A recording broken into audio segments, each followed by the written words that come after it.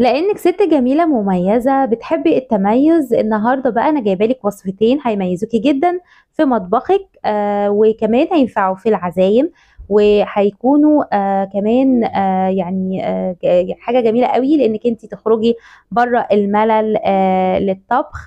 واول حاجه عندي الوصفه الاولى الرز البسمتي بالزبيب والقرفه وشويه تكات كده للطعم المميز، وكمان الفراخ بصوص المستردة والزبادي. وكمان هقولك ايه سر الشوية الحلوة دي، شوي الفراخ والوش الجميل المحمر ده.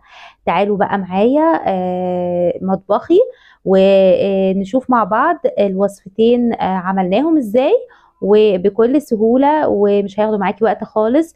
وكمان هتحسسي ولادك ان اليوم ده هما بياكلوا في مطعم، لان الاكله دي مشهوره قوي في مطاعم عندنا في اسكندريه. يلا بينا. اول حاجه كده حبايبي جبت بصله كده وخرطتها كده قطع صغيره، قطعتها كده وبالملح والفلفل كده ميكس مع بعض. وهجيب الفراخ دلوقتي وهبدا بقى احشي الجلد. الوصفة اللي معايا دي يستحسن بالنسبة لحشو جلد الفراخ يبقى قبليها بيوم في التلاجة، علشان تاخد من الصوص ومن البهارات والخلطة بتاعتنا تتشرب اكتر، عشان الفرخة تتشرب الصوص بتاعنا.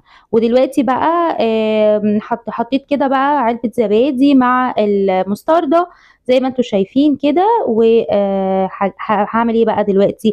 هاخد منها جزء للفراخ. بص بفتح الفراخ ازاي علشان تشرب من الخلطة بتاعتي. تمام. وهبدأ احط جزء منها كده في جوه اللحم. تمام. وزي ما انتوا شايفين برضو كل قطعة هعملها بالشكل ده. وهحط فيها الفراخ. يعني احنا عاملين حاشين الفرخة بالبصل والبهارات وكمان الخلطة الجميلة بتاعت المستردة والزبادي، فهتبقى طعمها حلو قوي. هنا بقى عصير طماطم عادي جدا، وقطعت بصلة وحطيت جزء من المستردة والزبادي الخليط اللي انا عملته في الصلصة. تمام. ملح وفلفل اسود وبابريكا. وبابريكا دي صديقة الطماطم، بتديها لون حلو قوي للطبيخ كده، وتدي للصلصة يعني لون بيزيد احمرار والطعم بيبقى حلو قوي. هنا بقى بقية الخلطة حطيتها على الفرخة زي ما انتوا شايفين، وحطيت الفراخ بقى على ظهرها. تمام. على اساس على وشها، يعني على اساس ان يعني ايه على الجلد، ناحية الجلد، عشان انا بقى وطبعا معلقة سمنة كده علشان لما يستوي الوش ده هقلبها هطلعها من الفرن وهقلبها عشان الجلد بتاعها ياخد التسوية الحلوة دي والجمال ده والشوية الحلوة دي والطعم والريحة بقى. تبقي تقولي لي عليهم بقى طعم وريحة بعد ما تجربيها وتعمليها. حاجة حلوة قوي وطعمها مميز جدا. دلوقتي بقى حبيبتي هنعمل مع بعض الرز البسمتي.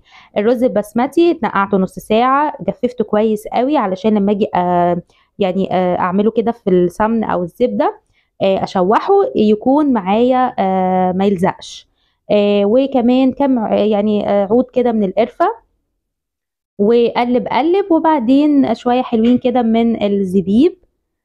تمام. وقلب قلب، وشوية بقى كركم، وده سر اللون الحلو، هتحطي الكركم لحد ما تاخدي اللون الجميل ده. ونص معلقة من القرفة الباودر، وقلب قلب كده، وشوية مية يا دوب اغطي بيهم الرز واسيبه بقى ياخد غلوة كده، وبعدين اوطي عليها على الرز بتاعي، اوطي كده على الهادي علشان ياخد السوى الجميل ده وما يلزقش مني. تمام. بعد كده حطيته في اللي هو طبق الفلاور ده بقى كده على هيئة وردة كده. وطبعت الشكل زي ما انتم شايفين وقلبته. انا ما عرفتش اصوره عشان كان النور مقطوع وانا بعمل موضوع القلب ده بتاع الطبق بقى وكده عشان ياخد الشكل الجميل ده. وقلت للولاد بقى تعالوا بقى في البلكونه بقى عشان احسسهم بقى في الهواء الطلق وان احنا قاعدين في مطعم، واكمل بقى القصه. وشوفوا بقى وقولوا لي ايه رايكم، وسلام.